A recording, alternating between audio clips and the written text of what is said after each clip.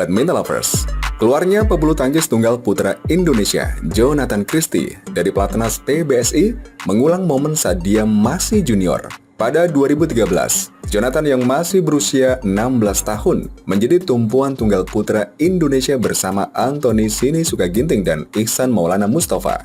Mereka sudah diikutkan ke turnamen besar, termasuk Sudirman Cup dan Thomas Cup. Saat ini, tunggal putra pelatnas yang sedang menapak karir ke level senior adalah Alwi Farhan, Yohanes Saud Marcelino, dan Muhammad Zaki Ubaidillah. Jujur, itu menjadi pertimbangan cukup berat. Keluar dari pelatnas, tetapi justru saya punya pemikiran yang lain. Hal ini mungkin memberi kesempatan lebih banyak kepada mereka, kata Jonathan kepada media di Pelatnas Cipayung, Jakarta.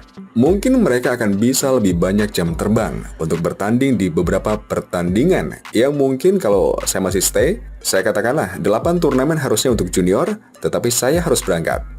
Tetapi ketika saya tidak ada di sini, mungkin bisa jadi mereka mengikuti 10 turnamen. Jadi ada tambahan pengalaman yang mungkin mereka bisa dapatkan. Itu memang salah satu pertimbangan yang cukup berat juga. Kalau dari pemikiran saya untuk mengejar Olimpiade Los Angeles 2028, itu pasti karena jujur masih ada api dalam diri saya. Saya juga tetap masih mau berprestasi pastinya. Dan tidak ada terbersit sedikit pun di pikiran saya untuk di luar malah jadi lebih santai. Yang saya butuhkan memang sebenarnya hanya lebih fleksibel dari jam latihan dan juga dari tempat latihan juga. Jonathan menjelaskan jam latihan di pelatnas ada jadwal, dan dia tidak bisa mengabaikan kondisi dia yang sudah berkeluarga hingga lokasi rumah yang cukup jauh dari pelatnas. Jadi kalau ditanya seperti itu, tidak ada sama sekali pemikiran kayak di luar pelatnas menjadi lebih santai atau apa, tidak ada. Tetapi lebih fleksibel dan lebih bisa memanage semuanya sehingga lebih enak menurut saya. Setelah ini saya pasti akan kembali ke klub awal juga. Bagaimanapun juga saya akan kembali ke asal saya pertama sebelum masuk pelatnas. Meski begitu, pemain berusia 27 tahun itu mengaku siap jika dibutuhkan memperkuat Indonesia untuk turnamen beregu seperti Thomas Cup dan Sudirman Cup. Apapun itu, ketika saya dibutuhkan oleh tim Indonesia, pasti saya akan dengan senang hati dan 100% bermain untuk pertandingan manapun, bukan hanya Thomas Cup, ujar Jonathan. Wakil Ketua Umum 1 PP PBSI, Taufik Hidayat, mengatakan bahwa setelah Jonathan berstatus pemain luar pelatnas, PBSI tetap akan berkolaborasi dengan Jonathan.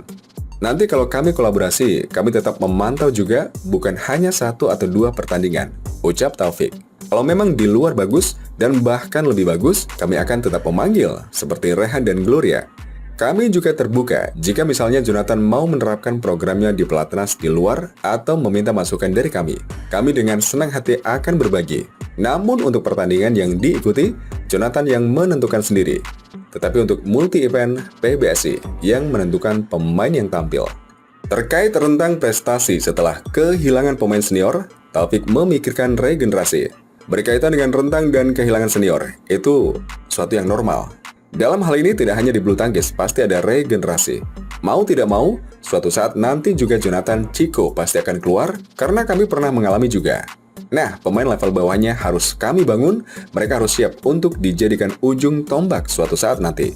Ucap peraih medali emas Olimpiade Athena 2004 itu. Semua akan dimakan oleh umur. Kami tidak akan selamanya di sini. Jadi, bagaimana mengedukasi kepada para atlet setelah Jonathan tidak di sini? Tetap mereka juga akan ingin seperti Jonathan, sesuatu yang baik untuk kedepannya.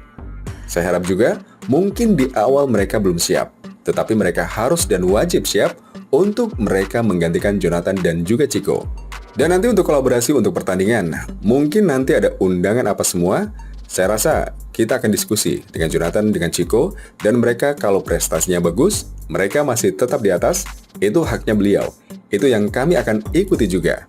Kami akan tetap, meski tidak secara langsung memantau setiap hari, karena di sini latihan kami pantau.